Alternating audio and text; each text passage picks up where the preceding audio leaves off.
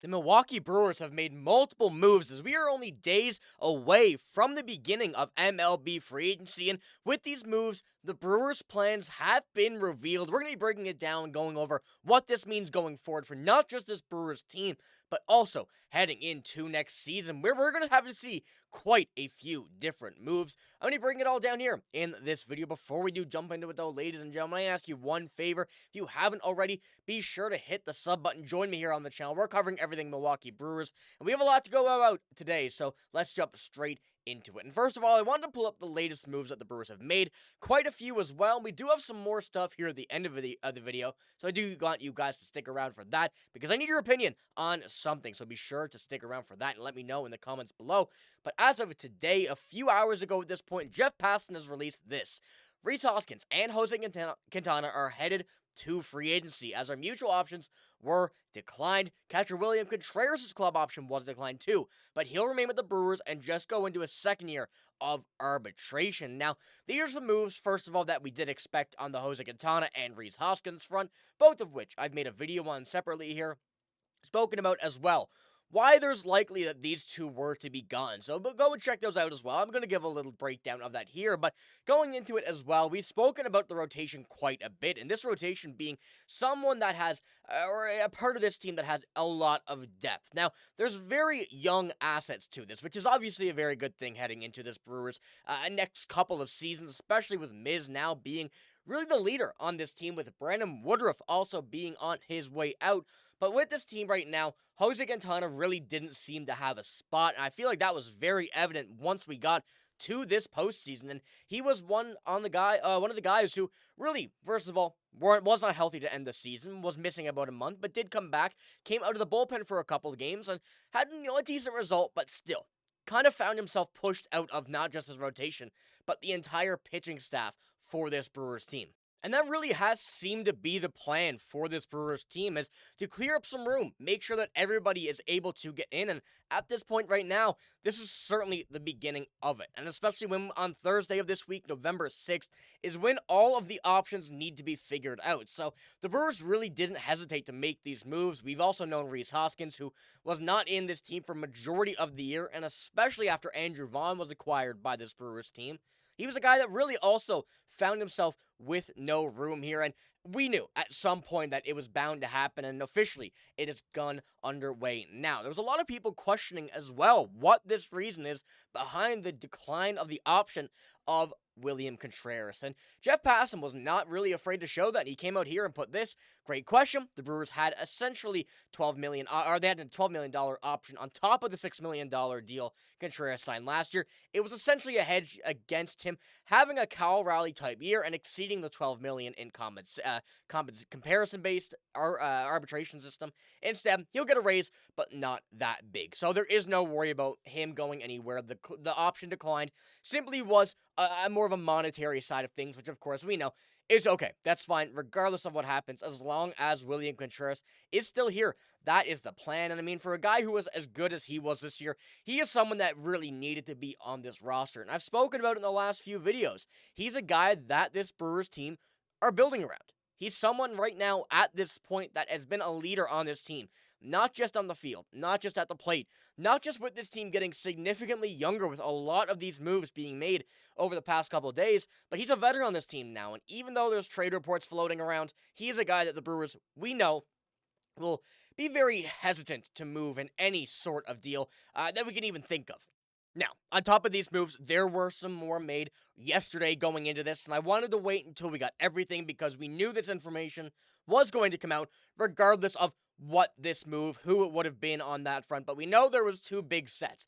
Another one has been made, and when you look here from Adam McCalvy, the Brewers picked up Freddy Peralta's $8 million club option, declined their half of Danny Jansen's mutual contract, or mutual option, I should say, and announced that Brandon Woodruff has declined his half of their mutual option. Jansen and Woodruff are heading to free agency, so it really does seem like it's answering our question going into where this catching side of things is going over the next couple of seasons. And now with Danny Jansen being a free agent, although it doesn't necessarily mean he won't be on this team if the Brewers do decide that they want to go out here and get him in free agency, would just be under a new contract, under new terms. But it certainly seems like Jefferson Quero is taking the reins as the backup catcher heading into next season, and even with the extent of the injury still really unknown for William Contreras, he's a guy that will still be on this line, still be ready to go, but may see Jefferson Quero start the year if there is any procedure that is underway. Now, the big one here, of course, Freddy Peralta. Freddy Peralta's $8 million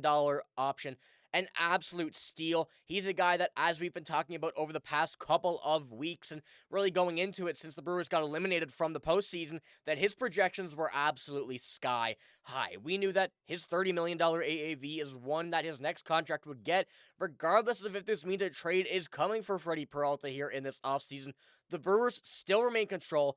He's going to be on this team, and of course, as we all expected, he's still, at least right now, a big part of the future for this Milwaukee Brewers team. One other one that we did see right here in this move was, of course, the now, the now unfortunately gone Brandon Woodruff. And he's a guy that this team has really had a major history with. He's had a major history with this team. As good as he's been with this club, it does obviously suck to see him go, but with the new direction the Brewers seemingly are heading in, and especially with Brandon Woodruff coming off an injured year, now coming into this one, playing very well, unfortunately missing the postseason as we know, which could have been a whole different question if we were talking about a healthy Brandon Woodruff here.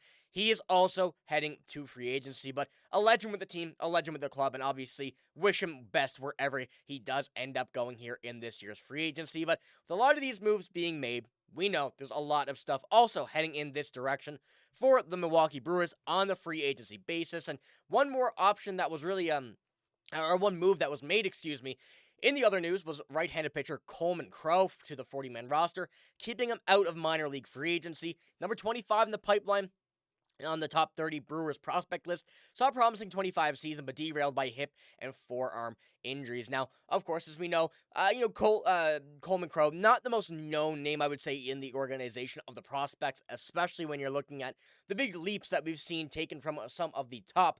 But he's a guy that certainly has an option to maybe crack a roster here in this upcoming season, whatnot. I think there are a lot of options. Struggled a little bit at the AAA level, having one game there, but really dominated down in the AA level, which I think is something that the Brewers are going to be trying to keep an eye on.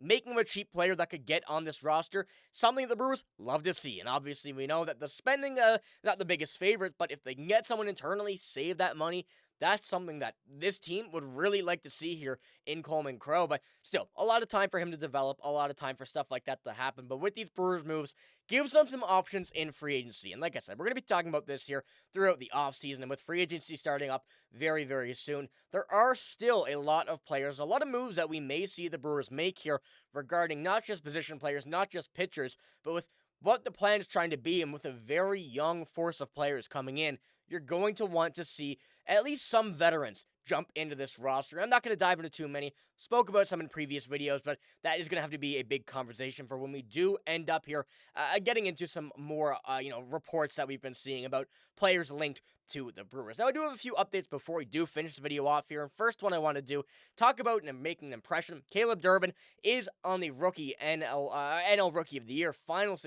among some other players. Although it is seeming like it is leaning towards Cade Horton of the Chicago Cubs, Caleb Durbin certainly has, at an extreme level, has shown that he is deserving of this award. Any other year, with any other, players that were making this list and making the finalists for this, you would likely see Caleb Durbin get it, but there still is an option that he can win it. But even though the odds are tilted in his favor, he certainly is our Rookie of the Year 100%. And what he did for this team was, out of question for the experience that he's brought to this, to his game already at such a young age. And also another award kind of idea here, and a little bit of another kind of look heading into next season. The Score Bet has the odds of winning the 2026 World Series. The Brewers are among some teams there, over the Cubs, over the Blue Jays, over the Padres, and of course some of the bigger teams here down below on this list.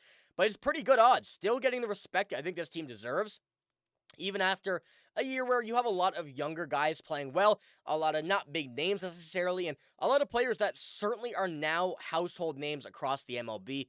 it is very good to see them here on this list, and it makes me happy. And one more before we do, of course, I don't have the screenshot here, but we, of course, see Pat Murphy here as a finalist for NL Manager of the Year. And I mean, if he doesn't win this, I don't know who should, because getting this team, a team which had a lot of uncertainty going into the season that they could be in an NLCS, he brought them there. He managed this team perfectly. And although there are some things that everybody kind of disagreed on or some people didn't like, he made things work regardless of it. And, whether or you like it or not, he and Pat Murphy knew that he was doing things in the right way and making things go in the right direction. So let me know what you think about everything that we have here in today's video. Let me know what you think about these moves that were made internally. And also, let me know what you think now the next move should be for this Milwaukee Brewers team heading into free agency here in a couple of days. But like I said, that's all I got. If you did enjoy this video, give it a like, hit the sub button. If you're at this point in the video, you obviously like the videos. Be sure to hit the sub button for all your Brewers news. But I'm signing out. Thank you for watching. Hope you have a great day. See you later.